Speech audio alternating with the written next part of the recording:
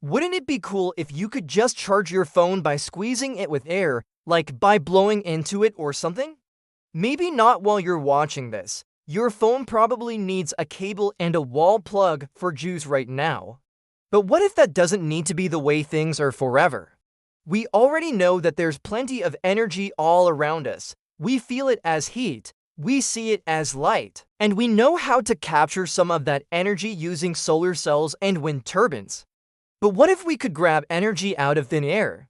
So without anything touching our device, could we make an iPhone 14 Pro Max battery recharge itself by getting some kind of boost from the air molecules around us? Before we get into the crazy ways we might do that, let's talk about what we mean when we say air.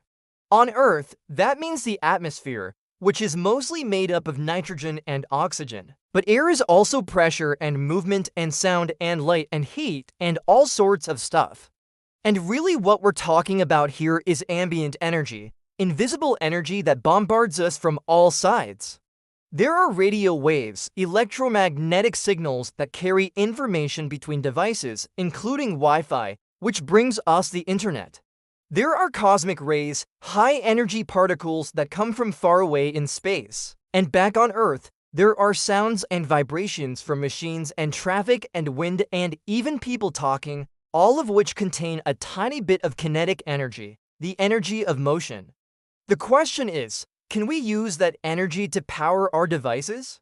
Because everything that turns on these days requires electricity, batteries, fuel cells, or capacitors that store electrical potential energy, which is stored until it can be used to move electrons through a circuit, which then powers something like a speaker, motor, LED, or computer chip.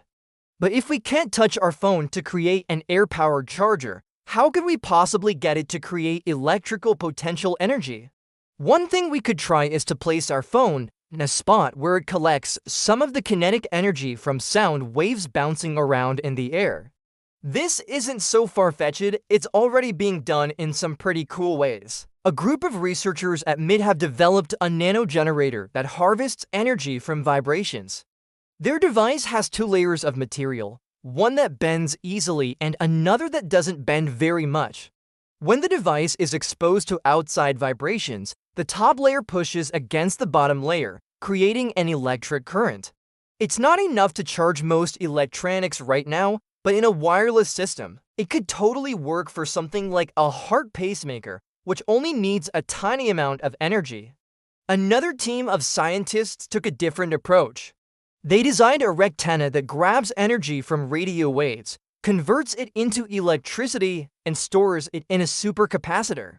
Rectenna is a combination of the words rectifier antenna, and just like a normal antenna, it's usually used to receive signals like TV broadcasts. The rectifier part converts the alternating current AC that comes from the antenna into direct current DC, which can be used by today's electronics.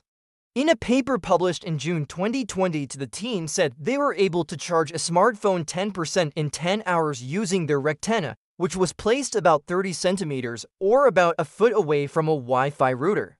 That's still not exactly what you'd call fast charging. But don't forget that these scientists are trying to create something that literally gets energy from nothing. Well, nothing except the invisible energy all around us. And it's not like there's any shortage of that. If we had more places where we could safely put a rectenna, we could get more energy. And the good news is that there are a lot of places we can safely put a rectenna.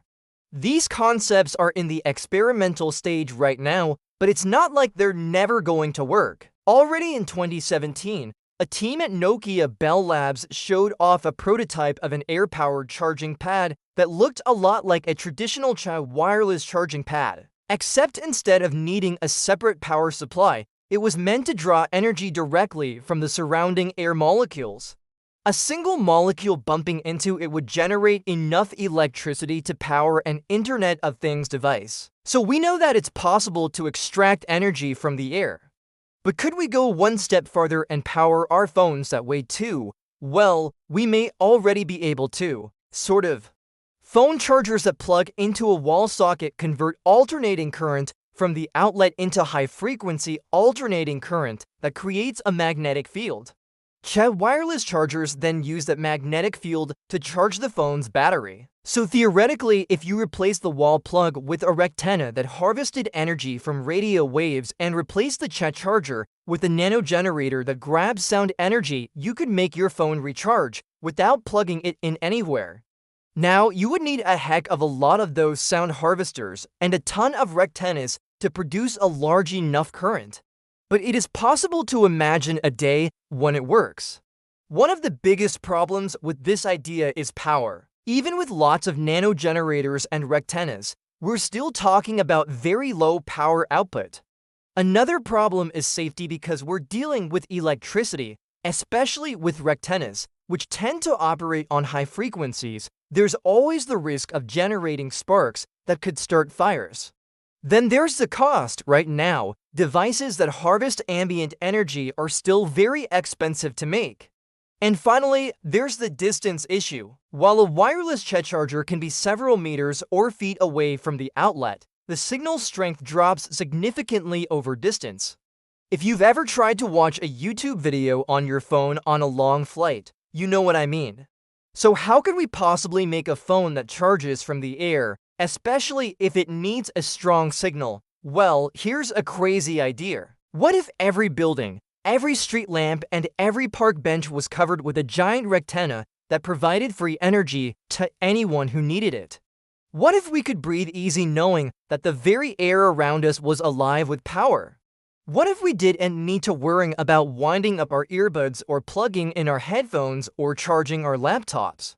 Instead, our devices just floated, powered by the endless energy of the universe? Every time you see one of those videos of someone jumping into a pile of leaves, there's an unseen force keeping them above the ground. It's the same force that makes hot air balloons float and clouds drift, and it's not magic. It's just the difference between the density of the air inside the balloon and the density of the air outside. Hot air balloons use heat to make the air inside less dense. Clouds use water vapor, but the air itself contains a huge amount of energy. After all, it's made of moving molecules, and moving molecules equal kinetic energy. But how can we use this energy without adding to it like burning fuel or creating a magnetic field? If we could find a way to harness the energy of the air itself, we could have phones that floated in the sky, cars that rode the winds, and buildings that breathed. Imagine a world where the air itself was a source of clean, renewable energy, where the winds of change carried with them the promise of a sustainable future. Maybe it's already happening.